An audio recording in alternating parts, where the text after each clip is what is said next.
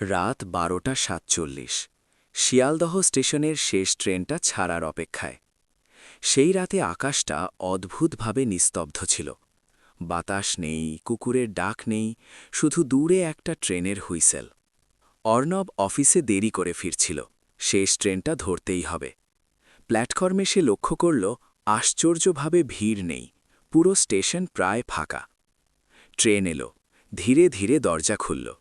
সে উঠে বসল শেষ বগিতে। ভিতরে ঢুকে তার শরীর ঠান্ডা হয়ে গেল। পুরো কামরায় একজন মাত্র যাত্রী, একজন সাদা শাড়ি পরা মহিলা। চুল মুখ ঢেকে রেখেছে, মাথা নিচু। ট্রেন ছাড়ল। ঝাঁকুনির সাথে আলো দুবার নিভে আবার জ্বলে উঠল।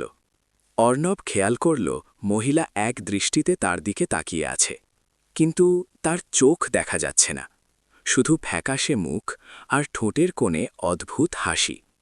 অর্ণব চোখ সরিয়ে জানালার বাইরে তাকাল। হঠাৎ সে দেখল ট্রেনটা চলছে না। বাইরে একই গাছ, একই সিগন্যাল পোস্ট, যেন ট্রেনটা একই জায়গায় আটকে আছে। তার বুক ধরফর করতে লাগল। হঠাৎ পেছন থেকে একটা ফিসফিস আওয়াজ, তুমি কি আমাকে দেখতে পাচ্ছ? অর্ণব ধীরে ধীরে ঘুরল। মহিলা এখন তার একদম সামনে দাঁড়িয়ে। তার পা নেই, মাটির ওপর ভাসছে। তার চোখ দুটো পুরো কালো। আজ থেকে 3 বছর আগে এই ট্রেনেই আমি মারা গিয়েছিলাম। অর্ণবের গলা শুকিয়ে গেল।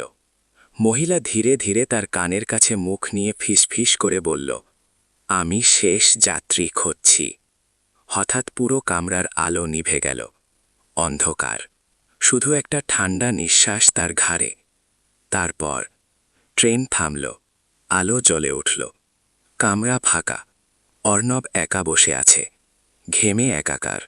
সে দ্রুত নেমে পড়ল পরের স্টেশনে। প্ল্যাটফর্মে নামতেই দেখল একটা পুরনো খবরের কাগজ দেয়ালে আটকানো। হেডলাইন, মধ্যরাতে রহস্য মৃত্যু, শেষ ট্রেনের মহিলা যাত্রী। ছবিটা দেখে তার বুক থেমে গেল। ছবির মহিলাটা ঠিক সেই মহিলা। তার নিচে লেখা, মৃত্যুর আগে তিনি বলেছিলেন কেউ তাকে অনুসরণ করছে। অর্ণব ধীরে ধীরে বুঝতে পারল, ট্রেনে সে একা ছিল না, সে ছিল শেষ যাত্রী। ঠিক তখনই পিছন থেকে আবার সেই ফিসফিস, আমি এখনও নামিনি।